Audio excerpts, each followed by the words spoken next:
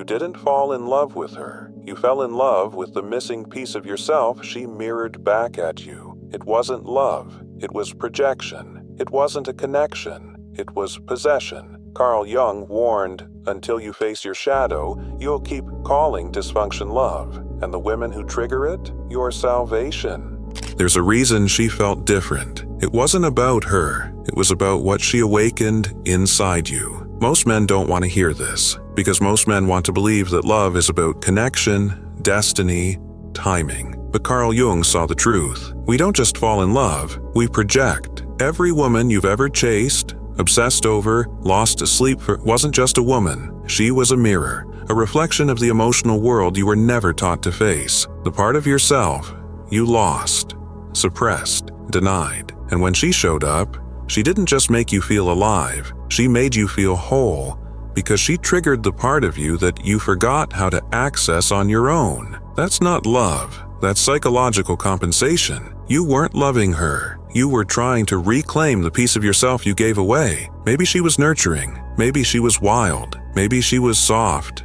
chaotic, confident, mysterious. Whatever she was, it wasn't random. You were pulled toward her because, unconsciously, she represented something that was missing in you. This is Jung's idea of the anima, the feminine aspect of the male psyche, the emotional, intuitive, feeling-driven side of you that you learned to bury. Because men aren't allowed to feel. Men are trained to stay stoic, sharp, logical. So what happens? The emotional part doesn't die. It just gets pushed into the unconscious. And when it's buried long enough, it begins to seek expression. And when the right woman shows up, someone who resembles that buried piece, your soul reacts. You don't know why you're obsessed, why you can't think straight, why you'd sacrifice your values just to be near her. But Jung did. He called it anima projection. You think she's special, but what you're really seeing is your own internal split reflected back at you. She didn't create the intensity. You did, because you saw in her something you hadn't yet reclaimed in yourself. And that's why it hurts so much when she leaves. It's not just heartbreak. It's the feeling that a part of you is being ripped away, but it was never hers to begin with. It was always yours. And if you don't understand this, you will keep chasing women not out of love, but out of psychological hunger. You'll mistake obsession for destiny. You'll confuse emotional pain for romantic depth. And you'll keep calling projection chemistry. Jung's warning wasn't gentle. It was surgical. He said, until you make the unconscious conscious, it will direct your life, and you will call it fate. But it's not fate, it's unresolved self. And every woman who triggers it is not your salvation. She's your signal. The question is, will you keep running toward the mirror hoping it saves you? Or will you finally turn inward and reclaim what's missing? She didn't change you. You changed to keep her, and it didn't happen overnight. It was subtle, silent, dangerous. You started off grounded, thinking clearly, focused on your goals, anchored in your values. But over time, something shifted. You started adjusting your tone, censoring your opinions, overthinking every message, bending more and more, until you didn't recognize yourself. This wasn't love, it was possession. Carl Jung called it anima possession. When a man becomes overwhelmed by the unconscious feminine aspect of his psyche, not integrated, possessed. Here's what that means. Every man has within him an inner feminine, what Jung called the anima. It's the part of you that feels, dreams, intuitively reacts. It's emotional, vulnerable, sensitive. It's not weak, but it's easily hijacked when unrecognized. And when you don't acknowledge this feminine within you, you project it outward, onto women. Specifically, the woman who seems to embody everything you think you're missing. And that's when it happens. You don't just love her, you worship her, you build a fantasy around her, you assign her meanings she never earned. You turn her into a goddess, not because she is one, but because your unconscious needs her to be. And in doing so, you disappear. The man who once led is now following her mood. The man who once built is now orbiting her validation. The man who once had clarity is now drowning in emotion he can't name. You don't know where you end, and she begins. This is the hallmark of Anima possession. You've given her the steering wheel of your psyche, and now you're just a passenger in your own life. You think you're loving her, but what you're really doing is trying to merge with the part of yourself you've never accepted. This is why it feels so intense, so addictive, so devastating when it ends. Because it's not just heartbreak, it's identity collapse. You didn't lose her, you lost yourself in her. And when she pulled away, you didn't just miss her, you missed the illusion she helped you maintain, that you were finally whole. But Jung made it clear, if you don't confront your own anima, if you don't integrate that inner feminine consciously, she will rule you unconsciously, through emotion, through obsession, through self-erasure masked as romance. This is why some men become weak in love. Not because love is weakness, but because they never understood their own inner split. So instead of walking beside her, they collapse beneath her. They change for her. They sacrifice themselves to her, and it always ends the same way. Resentment, confusion, and a man left asking, who was I before her? The answer, you were the same man, just untethered. Not because of her, because you were never taught how to hold your inner feminine without externalizing it. But once you see it, you can claim it, and that's where real strength begins. Control doesn't always look like control. It doesn't shout. It doesn't demand. It doesn't raise its voice or throw ultimatums across the table. Sometimes, control wears a smile. Sometimes it sounds like, I just thought you'd understand. Sometimes, it's just silence, and the expectation that you'll fill it. Jung didn't believe most power games are conscious. He believed they're unconscious. They don't happen because someone plans them. They happen because the shadow needs to be fed. Here's how it works. When a woman hasn't integrated her shadow, her fear, insecurity, anger, she doesn't talk about it. She doesn't confront it. She uses energy. She withholds affection until you chase. She praises you when you obey. She makes subtle comments that cut, just enough to make you question your worth. You think she's just being emotional. You tell yourself, she didn't mean anything by it, but your behavior changes anyway. You reply faster. You start explaining more. You soften your voice, adjust your truth, compromise your clarity, and it happens without a single command. She never said, change for me, but you did. Why? Because your shadow was waiting for someone to activate it. Jung taught that when your own shadow is unintegrated, when you haven't faced your fear of being alone, rejected, unworthy, you become easy to steer. She doesn't need to manipulate you. You'll self-adjust just to avoid feeling abandoned. You'll rewrite your boundaries just to keep the emotional connection alive. You'll shrink your power because something in you is terrified of what her silence might mean. That's not romance. That's unconscious obedience. You weren't being controlled. You were responding to a threat that existed inside of you but looked like her. And here's the terrifying part. She may not even realize she's doing it. Because just like you haven't faced your need to be needed, she hasn't faced her need to be worshipped, secured, emotionally fed by your attention. So you both play a game neither of you sees. A power game, a control game, a shadow game. But only one of you wakes up from it. The one who starts noticing, why do I feel smaller when I'm around her? Why do I constantly feel the need to explain myself? Why do I second-guess my decisions when she disapproves? These aren't signs of love. They're symptoms of energetic control. You don't need to confront her. You need to confront the part of you that hands over power in exchange for emotional safety. Because once your shadow is integrated, her energy can't pull you. You stop obeying moods. You stop reacting to suggestion. You stop shrinking for silence.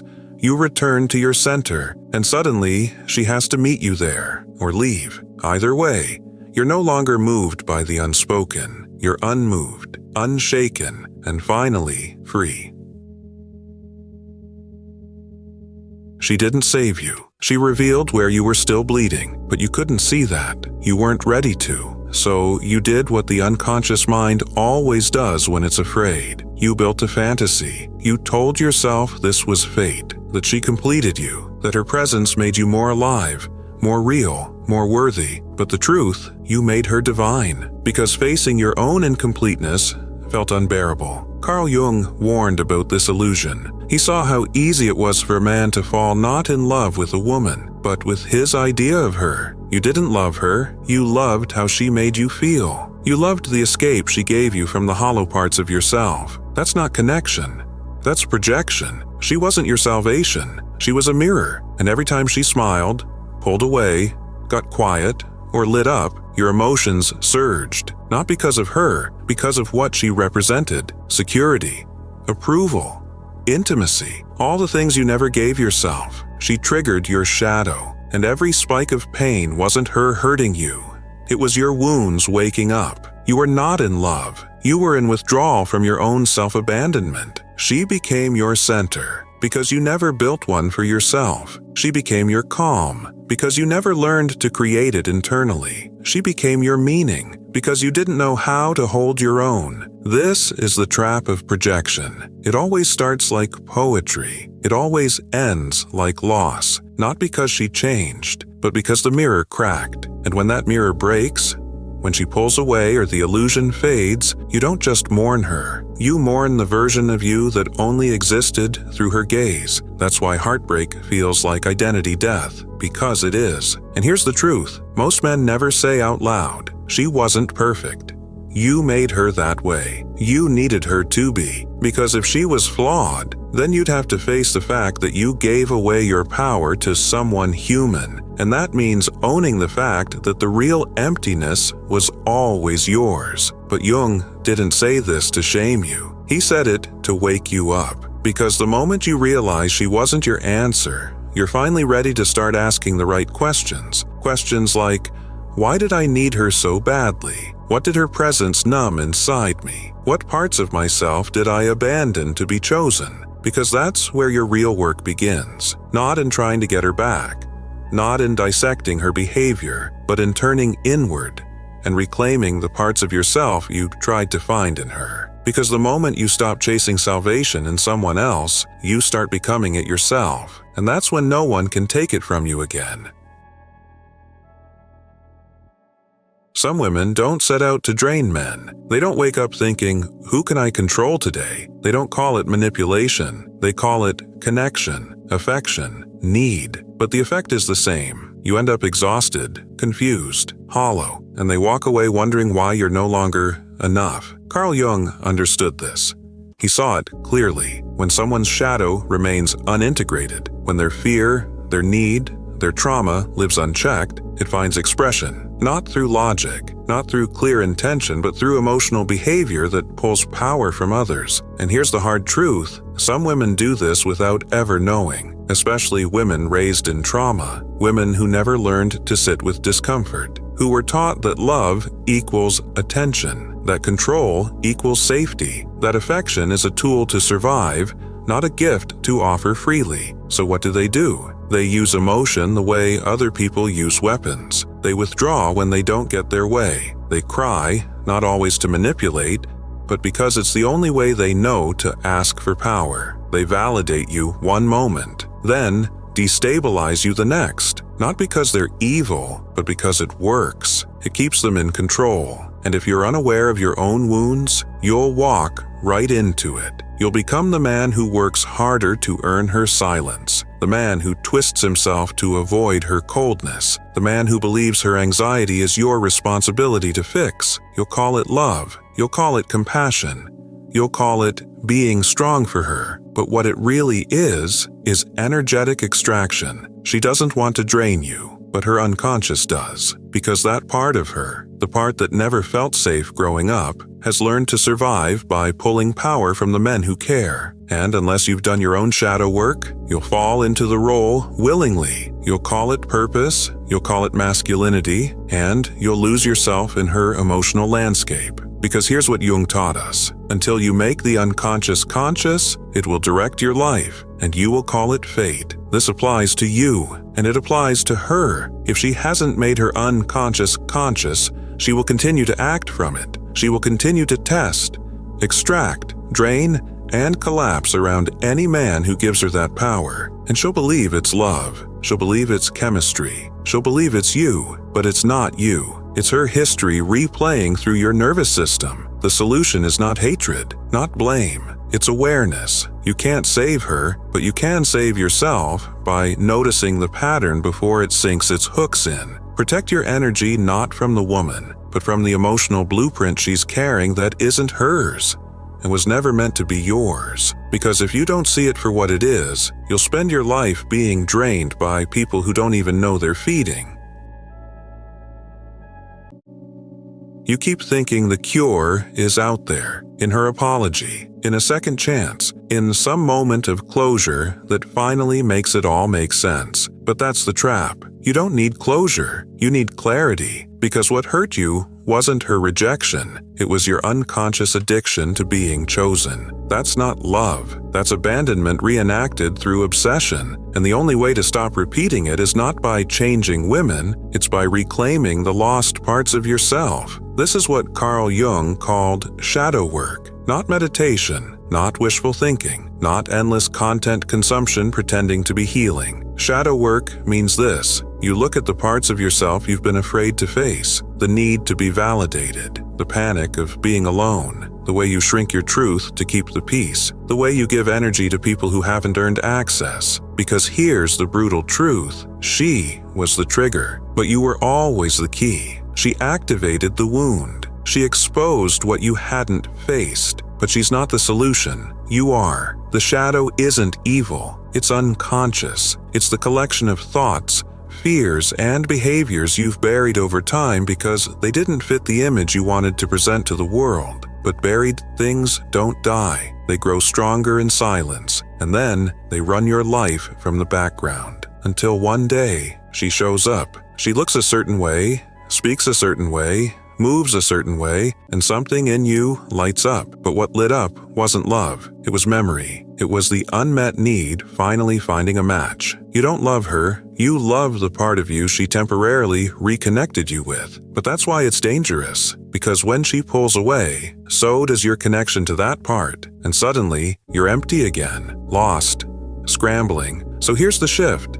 Stop chasing reconnection through women. Start creating reintegration within yourself. This is where shadow work begins, and it starts with 3 disciplines. 1. Silence, not just quiet, but intentional space. Space away from voices, screens, input, demands. Because your shadow doesn't yell, it whispers, and you'll never hear it if you're constantly reacting. 2. Distance.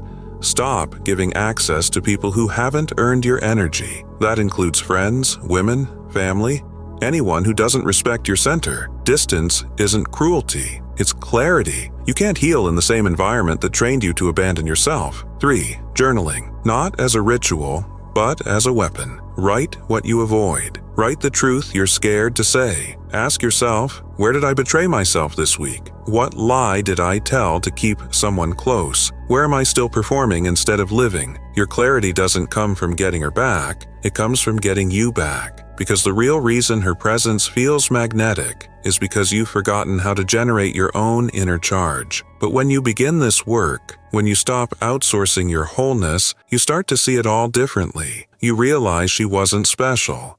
She was symbolic. She wasn't your destiny.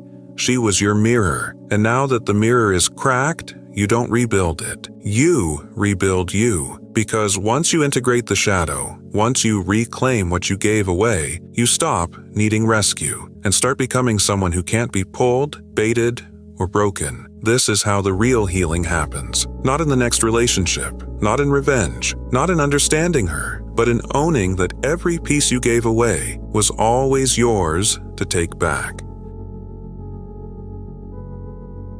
You've spent your life trying to be the good man, the patient one, the provider, the one who holds it together when everything else falls apart. But good isn't the same as whole, and kindness isn't the same as integration. Because here's what Carl Jung understood. A man doesn't become powerful by being perfect. He becomes powerful by owning what's imperfect in him, by integrating the shadow. This is what Jung called individuation. Not healing in the shallow spiritual sense, not turning into a soft, sanitized version of masculinity, but becoming whole. Not just light, but darkness. Not just discipline, but desire. Not just the parts that get applause, but the parts that could burn everything down if left unacknowledged. And here's the paradox. The man who integrates his shadow becomes untouchable because he no longer flinches at his own truth. He doesn't fear judgment. He doesn't shrink to be palatable. He doesn't over-explain, over-give, or over-attach. He becomes complete.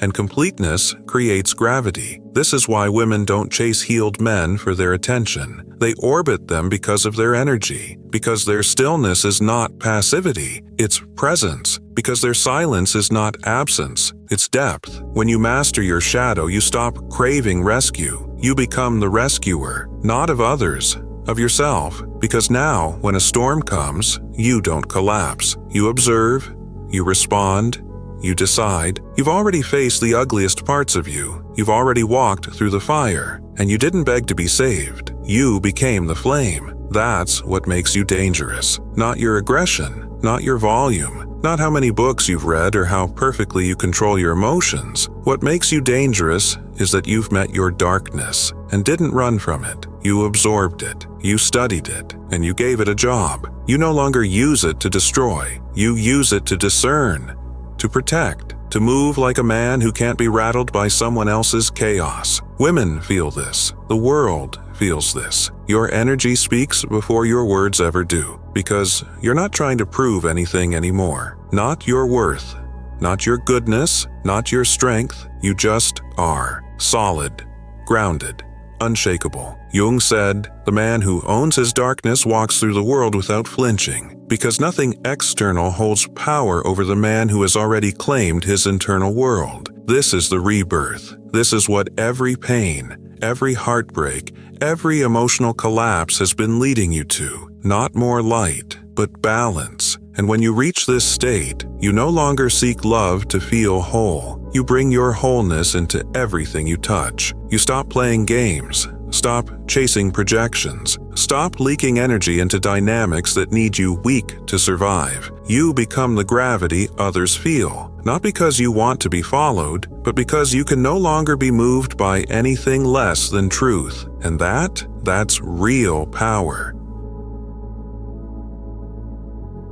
Let's be honest. You thought you loved her. You thought she was the one. You thought what you felt was real, undeniable, maybe even fate. But it wasn't love. It was recognition. She awakened something in you. Not because she was special, but because she reflected something you lost. A softness, a fire, a sense of being seen, validated, understood. You didn't love her. You loved the part of you she made you feel. And when she left, or pulled away, or stopped mirroring that back, it felt like a death. But the death wasn't about her. It was about your fantasy collapsing, the illusion that she completed you, shattered. But here's the truth. You weren't broken by her. You were exposed. She showed you exactly where your inner work was unfinished.